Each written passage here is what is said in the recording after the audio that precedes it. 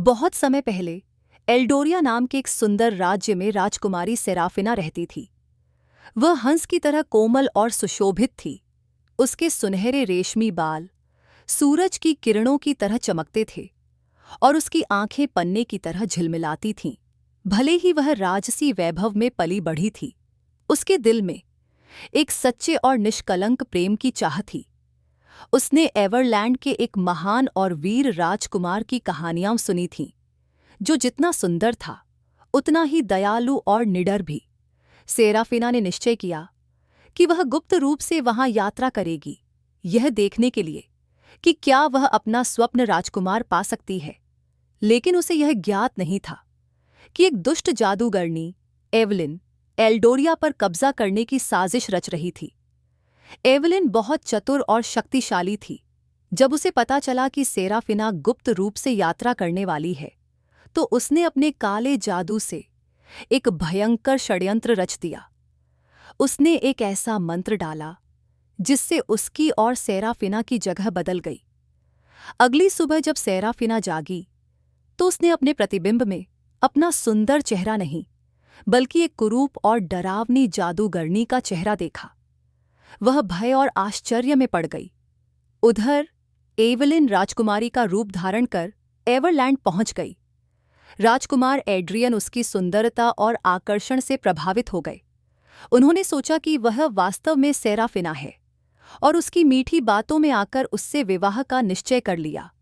इस बीच असली सेराफिना, जो अब एक डरावनी जादूगरनी के रूप में बदल गई थी, किसी भी तरह एवरलैंड पहुंची। उसने राजकुमार एड्रियन को समझाने की कोशिश की, कृपया मेरी बात सुनिए, मैं ही असली राजकुमारी सेराफिना हूं। वह स्त्री धोखेबाज है। लेकिन उसकी कर्कश और डरावनी आवाज ने राजकुमार को और अधिक संदेह में डाल दिया। वह कैसे विश्वास करते कि एक भयानक दिखने वाली स्त्री राजकुमारी सेराफिना थी। एवलिन की योजना पूरी तरह सफल होती दिख रही थी। राजकुमार ने घोषणा कर दी कि वह जल्द ही विवाह करेगा। सेराफिना हताश हो गई और उसे कुछ भी समझ नहीं आया कि अब क्या करे। परंतु शादी से एक रात पहले कुछ असाधारण हुआ। राजकुमार एड्रियन जब महल के बगीचे में टहल रहे थे, तभी उन्होंने एवलिन को एक गुप्त कक्ष में काले जादू का मंत्र पढ़ते हुए देख लिया। कुछ ही क्षणों के लिए जादू का प्रभाव टूटा और उसका असली भयानक रूप सामने आ गया। एड्रियन स्तब्ध रह गए। उन्हें समझ आ गया कि वे धोखे का शिकार हो रहे हैं, लेकिन इससे पहले कि वे कुछ कर पाते, एवलिन ने उन पर एक जादू कर दिया, जिससे उनकी सोचने समझने की शक्ति कमजोर हो गई। सेराफिना इस दृश्य को देखकर रो पड़ी, लेकिन उसके आंसू साधारण नहीं थे। वे प्रकाश की बूंदों की तरह चमक रहे थे।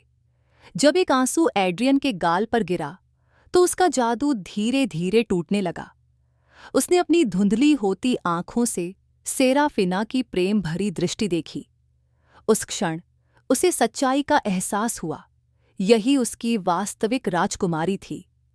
एड्रियन ने एक चतुर योजना बनाई।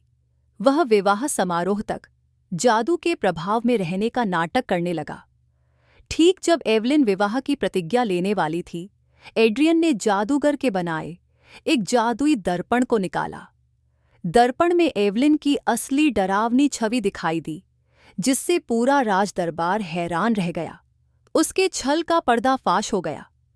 एवलिन गुस्से में चिल्लाई और भागने का प्रयास करने लगी, लेकिन सेराफिना के सच्चे प्रेम और एड्रियन की शक्ति ने उसे हमेशा के लिए निर्वासन में भेज दिया। जैसे ही जादूगरनी की काली शक्ति समाप्त हुई, सेराफिना फिर से अपनी वास्तविक सुंदर और दयालु राजकुमारी के रूप में लौट आई। एड्रियन ने उसका हाथ थामकर कहा, मैं सच्चाई को देखने में असमर्थ था, लेकिन तुम्हारे प्रेम ने मुझे सही राह दिखाई। क्या तुम मेरी रानी बनोगी, मेरी सच्ची राजकुमारी? सेराफिना की आंखों में खुशी के आंसू छलक आए और उसने प्रसन्नता से हाँ कहा। उनका विवाह एक भव्य समारोह में हुआ और उनके प्रेम ने दोनों राज्यों में खुशहाली और समृद्धि ला दी। सेराफिना और एड्रियन ने न्याय, प्रेम और करुणा से शासन किया।